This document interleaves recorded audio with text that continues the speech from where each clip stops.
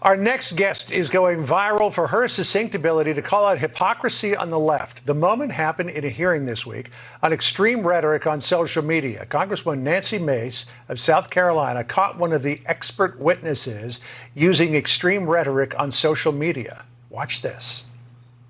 Only a few weeks after the attempted attack on a Supreme Court justice on June 25th, one of the witnesses, Alejandra Caraballo, tweeted out the following in response to a decision on abortion overturning Roe v. Wade, and I'll quote directly from the tweet: "The 6 justices who overturned Roe should never know peace again. It is our civic duty to accost them every time they're in public. They are pariahs.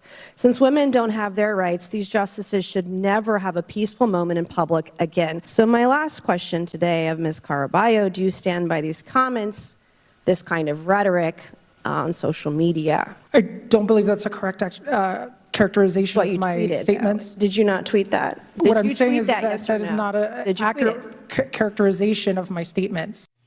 Let's bring in South Carolina Republican Congresswoman Nancy Mace. Good to have you in the studio for the first time. Thank you, John. Thanks for coming in today. So you set her up, to say the least, by saying before you confronted her on that tweet, do you believe that language like this is a threat to democracy? She said yes. Right. Then you put up the tweet which said in part, "The 6 justices who overturned Roe should never know peace again. It is our civic duty to accost them every time they're in public." She claims you took her comments out of context, but there doesn't appear to be a whole lot of nuance in that. Literally her words and her writing on her own social media. It's amazing how a little common sense can go a long way. And I'm not sure she learned her lesson from the hearing on Tuesday. But when you're going to come before Congress and you're going to speak out against hate speech, you want to speak out against violent rhetoric, which we all should. And yet you're the very same person who's putting hate speech online, using violent rhetoric to threaten our Supreme Court justices. I mean, one of whom had somebody show up on his doorstep, Justice Kavanaugh, armed and dangerous, ready to kill. And as someone who's, I represent a very purple district. I see this from all sides, the left and the right. I spoke about it in the hearing. I've been accosted before. I know what that means. And it can mean violence sometimes. Physical, even verbal, can escalate to worsened issues. And so it's important to call it out for the hypocrisy that it is. Now, she tried to ding you back. You had pinned a tweet from Mike Cernovich. So she wrote on Twitter, "Representative Mace is more concerned about scoring political points than having a conversation about violence against the LGBT community."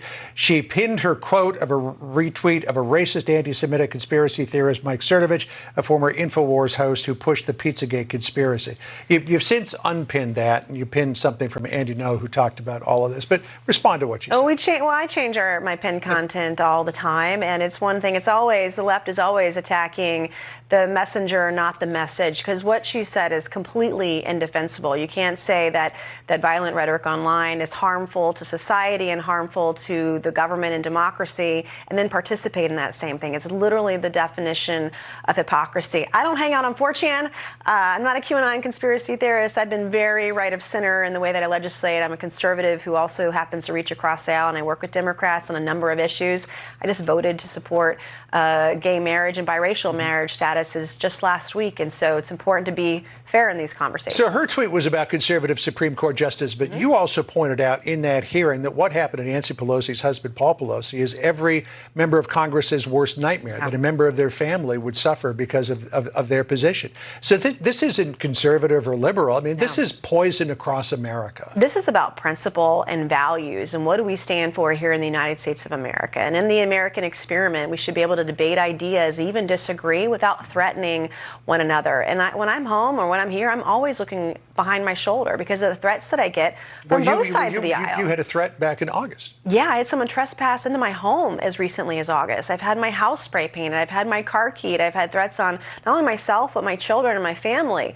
And it's wrong. And you carry a weapon for self-defense. I carry a gun everywhere I go. I have to carry a firearm. And some members of Congress have millions of dollars. They can afford private security everywhere they go. But I'm often my own private security. I do what I can where I can. But I'm always I'm always caring because I have to for my safety and the safety of my family. That's where we are today, and it's and wrong. again, you look at what happened to Gabby Giffords. It's on both sides of the political Steve fence. Scalise, too. I mean, it's on both sides of the aisle. I want to ask you very quickly. You and James Comer sent letters to Elon Musk and Mark Zuckerberg asking for documents related to censorship on social media.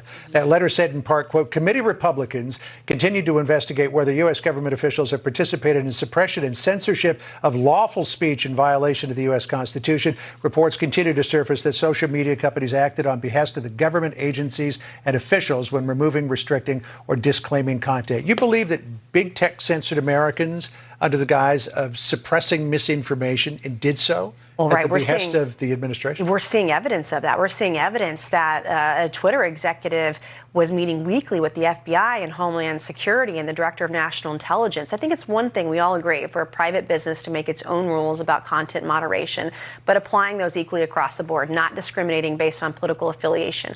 It is entirely another when you represent the federal government, knowing that we have a First Amendment, the right to free speech, and talk about Hatch Act. You can't hide behind the Hatch Act when you're trying to actively suppress free speech and censure, especially days before an election. I don't care if you have an R or a D by your name. That's wrong. It should be investigated, and we will investigate it to the fullest extent of the law.